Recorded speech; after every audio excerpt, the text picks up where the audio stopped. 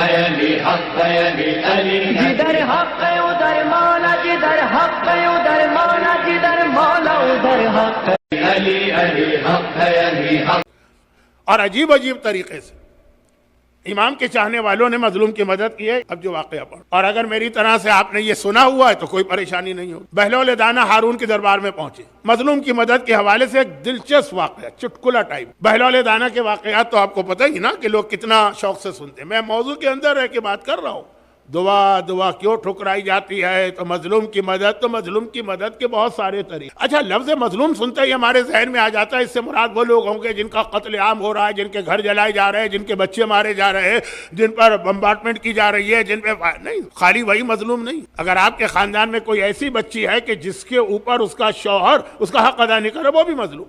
कोई ऐसा मर्द लड़का है कि जिसकी बीवी उसका हक अदा नहीं कर रही, वो भी मजलूम है वो मर्द। लेकिन जैसा कि मैंने कहा, एक्सप्लॉइट ना किया जाए और अपनी लिमिट में रह के आदमी काम करे। ये चीजों की वजाहत जरूरी थी, लेकिन आज वक्त नहीं है। जो जुमला मैंने पहले दिन नहीं कहा, आखिरी दिन कह दूं। और फिलहाल मेरी आइंदा की प्लानिंग में दोबारा इस तरफ आने का भी इरादा नहीं है, लेकिन बस वो कई दफा झूठा बन चुका हूं, तो इसको तो यहीं रोकता हूं। फिर कभी मौका मिला तो इसको समझाऊंगा कि आखिरी जमाने में कहा गया कि हर इबादत के जरिए से लोग तुम्हें एक्सप्लॉइट करें। उसमें यह भी हो सकता है, लेकिन जहां कन्फर्म आपको पता है कि इस आदमी पर, इस लड़की पर, इस बच्ची पर, इस बच्चे पर जुल्म हो रहा, वहां तो आदमी को यकीनन जितना उसकी कैपेसिटी है और जितना उस मुल्क के कवानीन इजाजत देते हैं आगे बढ़ना, यह भी एक मसला है। बहलौल दाखिल हुआ हारून के दरबार में, देखा कि हारून और उसके सारे वजीर वगैरह जरा परेशान बैठे। ये उस तरह की परेशानी नहीं है कि घर में फाका आ गया, मुसीबत आ गई। ये परेशानी है जैसे आपको वीडियो गेम खेल रहे हैं और आप जो है ना कहीं जाके अटक जाएं। मैं मिसाल तो शतरंज की देना चाह रहा था, लेकिन मेंबर पे ये बेहुदा मिसाल मुझे अच्छी। इस तरह की परेशानी। बहलौल ने हारून से पूछा कि क्या मसला। कहा, एक आदमी आया, एक मसला लेकर आया है, हम में से हर एक ने बारी बारी कोशिश की, नाकाम रहे। अब हुक्मरानों के वजीर जो है ना, वो कोई अहमक आदमी नहीं होते, वो हुक्मरानों से ज्यादा अक्लमंद होते। अक्लमंद तरीन आदमियों को वजीर बनाया जाता है। तभी तो हारून ने आगे चलकर इमाम के साहबी अली इब्ने यकीन को वजीर बनाया। मुतवक्किल ने आगे चल के फतेह खाकान को वजीर बनाया। अकबर बादशाह ने 9 में से 5 रतन शिया रखे। तो हुक्मरानों के मुशीर, हुक्मरानों के वजीर सब कोशिश करके नाकाम। बहलौल ने कहा, मुझे बताओ क्या है मसला। वो जो आदमी आया था ना, ये एक किस्म का बादशाहों और हुक्मरानों का एक हॉबी या पास टाइम या उस जमाने का वीडियो गेम होता। बहलौल ने कहा, मैं मसला हल कर दूंगा, लेकिन फिर तुम्हें मेरी एक डिमांड पूरी करना होगी। कहा, अच्छा वो बात की बात है, पूरी करेंगे, वादा है, जो मांगोगे दे देंगे। क्या? फिर वही मसला। ये बहलौल का वाकया है। कहा कि ये आदमी आया, बोलो बोलो तुम बोलो। वो आदमी, उसने कहा कि दरिया, मेरे बचपने में तो ये बहुत मशहूर था, अभी भी होगा, लेकिन आज की नई नस्ल तो वीडियो गेम के आगे कोई चीज ना समझे। जो कोक के आगे जमजम को अहमियत ना देना, तो उसके लिए तो ये कोई इस किस्म के वाकयात तो पुरानी बात है। लेकिन मैं तो बता रहा हूँ मजलूम की मदद का। एक आदमी है, दरिया के एक तरफ से दूसरी तरफ जाना है। उसके पास 3 चीजें, एक शेर है, एक बकरी है, घास का गट्ठा है।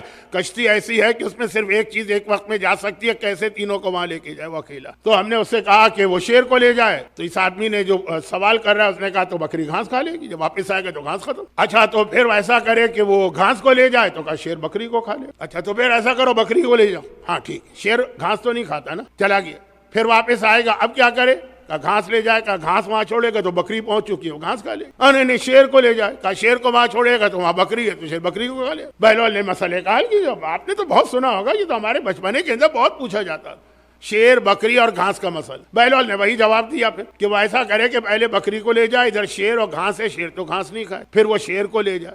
वो आदमी बोलने लगा कि उधर तो शेर बकरी खा लेगा, नहीं बकरी वापस, फिर घास लेके जाए, वहां शेर घास है तो नहीं खाएगा, तो फिर बकरी को ले जाए। हारून ने कहा, शाबाश, तुमने मसला हल कर दिया, बताओ क्या इनाम है। कहा, तेरी कैद में जो इस वक्त 19 सादात कराम है, उन सबको रहा, मेरा इनाम ये, मुझे ये इनाम चाहिए। हारून ने कहा, तू मुझसे कितनी ही दौलत मांग लेता, मुझ पर ये चीज गरा न गुजरती, लेकिन ऐसा मुतालबा किया, लेकिन चुक में वादा कर चुक। तो बहलौल ने इस तरह से कितने साहिबान ईमान को अपनी जान खतरे में डाल। ये वही हारून है कि जिसने हमीद इब्ने कहतुबा को भेजा था तलवार लेकर कि वो 60 सैयद वहां कैद हैं, जाके सबकी गर्दनें उड़ा के कुएं में उनको डाल। लंबा वाकया है, आपने सुना। बहलौल ने कहा कि 19 जो सादात अभी गिरफ्तार होके आए, बस मेरा इनाम यही है कि तू उनको आजाद कर, क्योंकि मासूम का जुमला यह है कि जब तक के मजलूम की मदद नहीं करो। अब आइए, ये तो खैर बहलौल का एक वाकया था, जरा सा चुटकुला नुमा एक बहुत अहम हदीस सुन लीजिए और उसके बाद आज की मजलिस मसाइब के मरहले पर। इमाम अली इब्न यकीन का नाम आपने जरूर सुना होगा, अगर पहले नहीं सुना तो अब जियारत की वजह से जब भी आप काज़मैन में जाते हैं तो अली इब्न यकीन का वाकया पढ़ा जाता है, जिसको इमाम ने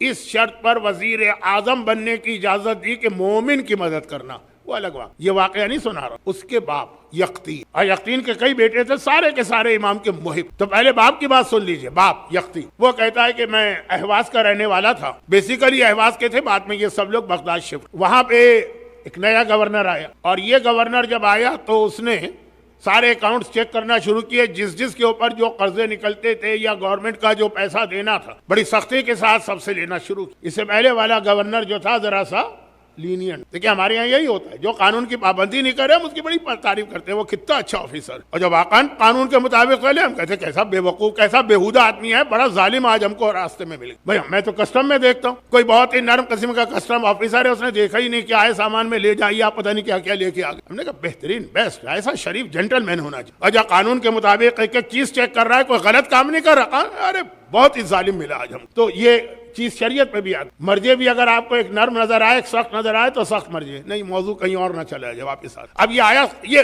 कोई जुल्म नहीं कर रहा है, आधा कान का मेरे ऊपर ऑलरेडी इतने कर्जे चढ़ गए थे गवर्नमेंट की तरफ से, पूरा लंबा वाकया है, मैं इसको शॉर्ट कर रहा हूँ।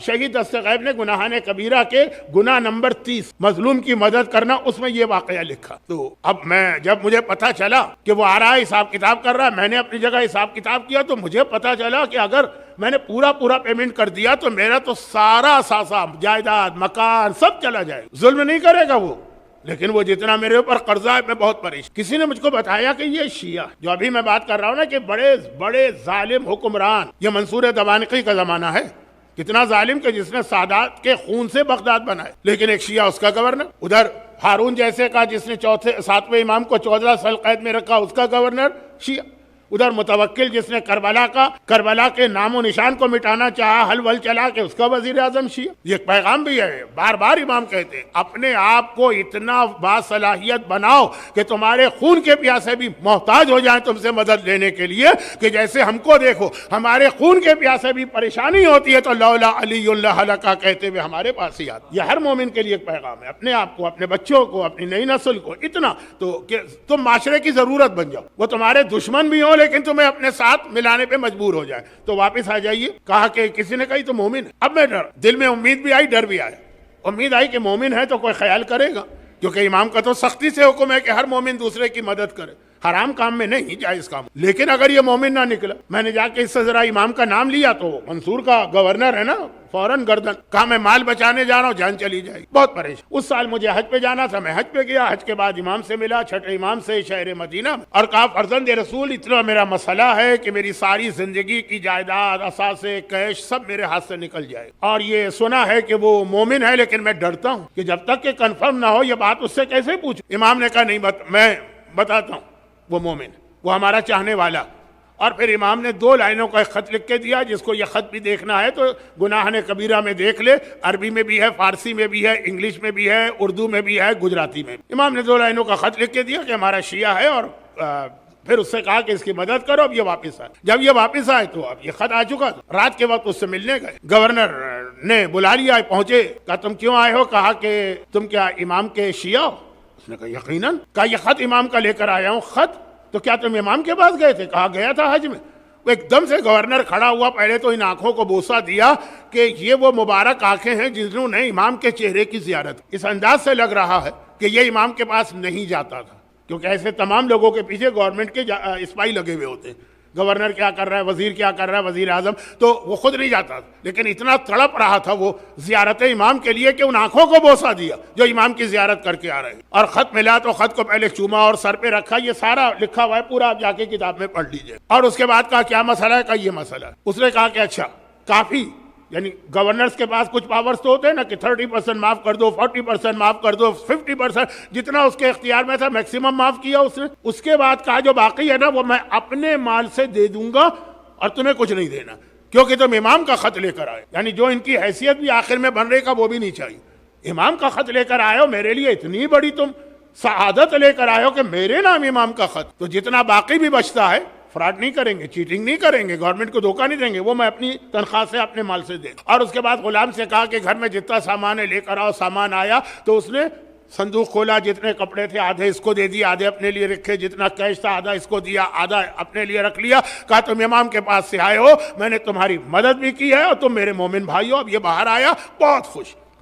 ये आम आदमी नहीं है। अली इब्ने यकीन जैसे प्राइम मिनिस्टर का जिसको इमाम ने इतनी इज्जत दी उनके बाप, और इनका एहतराम बहुत ज्यादा, ये पूरा खानदान कहलाता है आले यकीन। जैसे मैंने एक दिन पढ़ा था कि ज़ुरारा इब्ने आयुन जो छठे इमाम के पास शामी आया था, तो इमाम ने कहा कि फिक़्ह में इससे बात करो, वो पूरा खानदान आयुन है। कुछ बहुत मशहूर खानदान है जिनमें एक नहीं 4-4 5-5 बाप, फिर 4 बेटे, फिर पोते। तो यकीन बहुत अहम शख्सियत। खैर बहुत खुशी के से बाहर आया, सब कुछ बच बचा गया। अब इसने दिल में सोचा कि ये खुद गवर्नर है, अच्छी खासी इसकी तनख्वाह, मैं इसको क्या तोहफा, दुनियावी चीजें तो सब बेकार। दिल में इरादा किया कि हज से बेहतर कोई तोहफा, हज तो मैं करूंगा, हज की दुआ से बेहतर कोई तोहफा नहीं। दुआ, आखिर में भी दुआ पे बात आ रही है और मजलूम की मदद। अगले साल मैं फिर हज पे गया, जबकि मेरा प्लान नहीं था, लेकिन गया इसके लिए, हज खुद किया।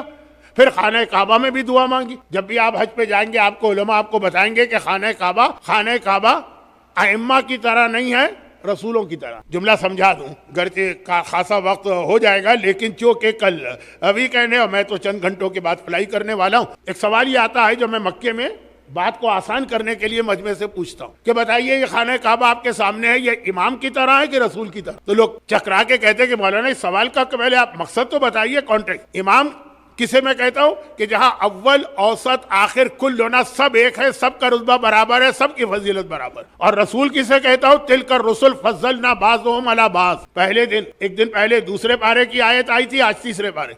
रसूलों में हमने बाज़ को बाज़ पे फजीलत दी। तो रसूल किसे कहते हैं? जिनमें रुतबे हैं, कोई बड़ा है कोई छोटा।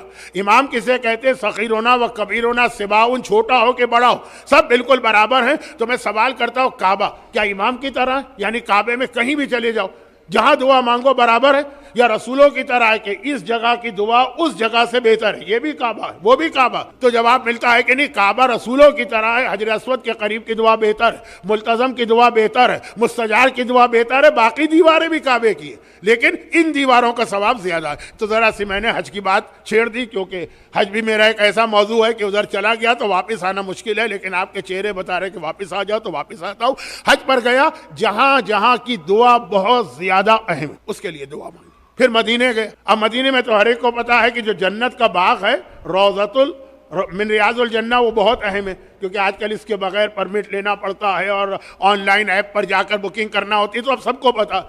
वहां भी उसके लिए दुआ मांगी। फिर इमाम के पास, इमाम को देखा और कहा, फर्जंद रसूल, आपने जो पिछले साल हज में खत लिख के दिया, ये उसका नतीजा निकला कि उस आदमी ने मुझे इतनी इज्जत दी, गवर्नर है, और जितना मेरा कर्जा वर्जा था किसी तरह से जो इख्तियार में था माफ किया, बाकी अपनी जेब से दिया। वही नहीं, बहुत से तोहफे भी। और ये रावी, मैंने कहा आम रावी नहीं है, कोई मामूली रावी नहीं, यकीन, अली इब्ने यकीन के बाबा, याद रखिए इनका नाम। कह रहे, मैं देख रहा था कि इमाम का चेहरा खुशी से खिलता जा रहा है, इतना इमाम के चेहरे पे सुर्खी आ रही है खुशी की, एक नूर आ रहा। मैंने कहा, मौला क्या उसने आपको खुश किया? कहा, इतना खुश किया कि मैं तुम्हें बता नहीं सकता। एक मोमिन की मदद करके। इमाम रुके, अभी आप भी रुकिए। इमाम रुके। खैर आपको तो रुकना ही है ना, मैं तो नारों का वक्त देता हूँ ना सलावात का। तो अब इमाम रावी ये कह रहा है कि मैंने देखा इमाम के चेहरे की वो मुस्कुराहट, वो सुर्खी, वो जो गुलू, चेहरा जो है ना गुलू चमकने लगता है, वो चमक बढ़ गई। मैंने कहा, मौला तो क्या उसने आपको खुश किया? कहा, सिर्फ मुझे खुश नहीं किया, मेरे बाबा से लेकर हसन और हुसैन तक को खुश किया। अभी मैं सोच ही रहा था कि इमाम का चेहरा और खुश हुआ, खुशी का आलम। मैंने कहा, मौला अब क्या हुआ? कहा कि मेरे दादा अली इब्ने अबी तालिब को इसने इस वक्त इतना खुश किया है, चेहरा और खुश हुआ, खुशी का आलम।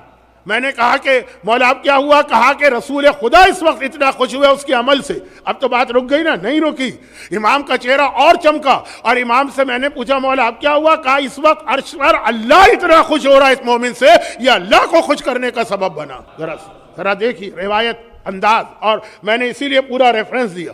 ताकि आप जाके चेक भी कर लें। और बहुत अहम रिवायत है, पढ़ना भी चाहिए कि इमाम ने अपना, फिर अपने बुजुर्गों का, फिर मौला का, फिर रसूल का, फिर का अल्लाह खुश हो। अल्लाह खुश है इस वक्त, होता नहीं है, खुश हो रहा है इसके अमल से। तो जिसके पास जितना इख्तियार है, जिसके पास जितने वसाइल हैं और जिसके पास इतनी समझ है कि कोई इसको एक्सप्लॉइट ना करे, उसका ख्याल करते हो। बहुत अहम ये एक मसला और बहुत बड़ी इबादत। उधर इमाम की वो हदीस कि ये नहीं करोगे तो तुम्हारी दुआएं कबूल नहीं होंगी। फिर नहीं कहना कि मौलाना आपने तो इतनी स्ट्रांग दुआ बताई, हमें तो कुछ नहीं मिला। ये भी देख लो ना कि तुमने उसके रास्ते में रुकावट तो नहीं डाली।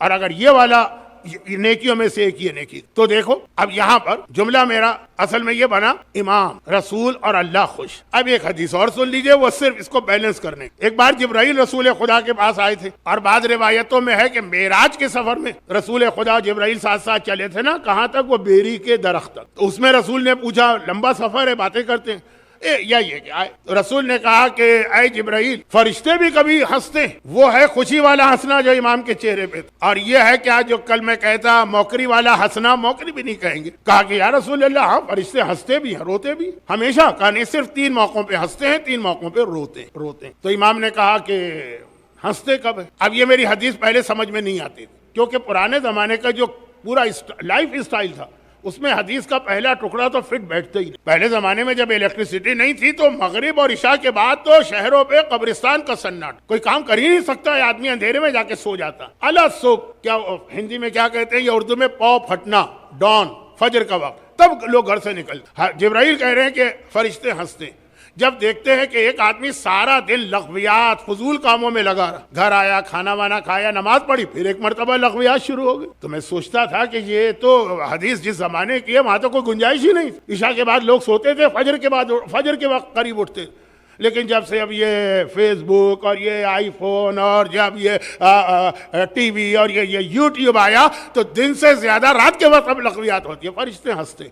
सारा दिन तुमने अल्लाह की मुखालिफत की पेट नहीं भरा कि रात जो बची थी उसके अंदर भी तुम अल्लाह के खिलाफ चले। हमारा सोशल मीडिया के ऊपर सिलसिला चल रहा है, वहां फरिश्ते हंस रहे हैं। तो मौलाना ये तो बहुत बड़ी इबादत है, फरिश्तों को हम हंसा रहे हैं। और उसके बाद कहा कि फरिश्ते हंसते। जब एक आदमी का एक मकान बन गया, एक जायदाद हो गई, उसका एक सोर्स ऑफ इनकम हो गया, पेट नहीं भरा, दौलत के भूखे का पेट नहीं भरता, अब दूसरा मकान जी ये रहने के लिए है तो वो इन्वेस्टमेंट के लिए, तो दूसरा बना, तो तीसरा बनाना है, तो तीसरा बना, तो चौथा बनाना। फरिश्ते हंस, ये सब यहाँ छोड़ के जाओगे, लेके तो नहीं जाओगे ना, जरूरत पूरी हो गई फिर भी सिलसिला नहीं रुक रहा। और तीसरा तो आपको याद होगा कि मैं अक्सर पढ़ता हूँ, जब किसी औरत को कब्रिस्तान में ले जाके दफन किया जाता और एक आवाज लगती है कि सारे नामहरम हट जाए, जो खाली महरम है वो आके इसका दीदार करे, फिर उसको छुपाया जाता है, बड़ी एहतियात की जाती है उस औरत के लिए, जबकि ऑलरेडी वो कफन में होती है, कफन एक फुल फ्लेज हिजाब, उसके बावजूद ये एहतियात होती। फरिश्ते हंसते। जब जिंदगी में देखने के काबिल थी तो उस वक्त सबको दिखा रहा हो, सबको दिखा रही है अपने आप को,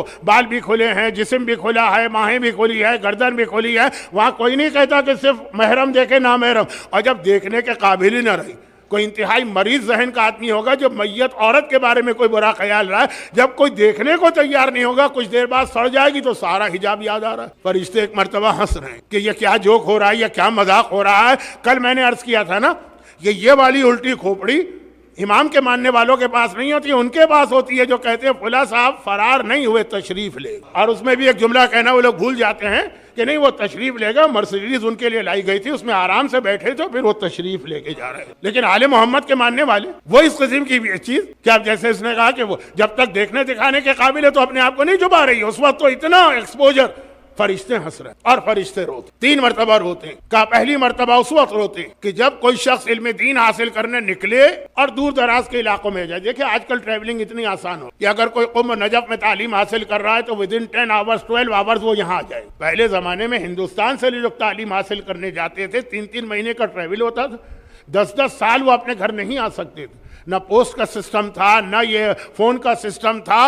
वहां आएंगे जाएंगे, 6 महीने गुजरेंगे, हमें तालीम में बहुत पीछे रह जाए। बिल्कुल वो अकेला होता है वहां हौजे के अंदर और अपने घर से कोई कांटेक्ट भी नहीं हो। खत आ जाते थे कभी कभार, वो वाले खत, ये पोस्ट वाला सिस्टम नहीं, वो जो कासिद खत लेके आते, तो बाद उलमा के हालात में खत उठा के मटके में डाल देते थे कि पढ़ना भी नहीं, कोई ऐसी खबर ना हो कि जाना पड़े। तो कहा जब ऐसा आदमी गुर्बत की आलम में मारा जाए तो फरिश्तों की आंखों में आंसू आते हैं। एक उसके बाद कहते हैं कि जब किसी के औलाद नहीं हो रही, जिब्राइल कहते हैं कि अब किसी के औलाद नहीं है, उसने बहुत दुआएं की, बहुत कोशिश की, फिर बेटा हो गया। अब कई सालों बाद हुआ, ये लोग अधेड़ उम्र के हो गए, मिडिल एज। अब इनके दिल में है कि बेटा जवान होगा, फिर हम मरेंगे तो ये हमारी मैयत उठाएगा, सारी चीजें करेगा।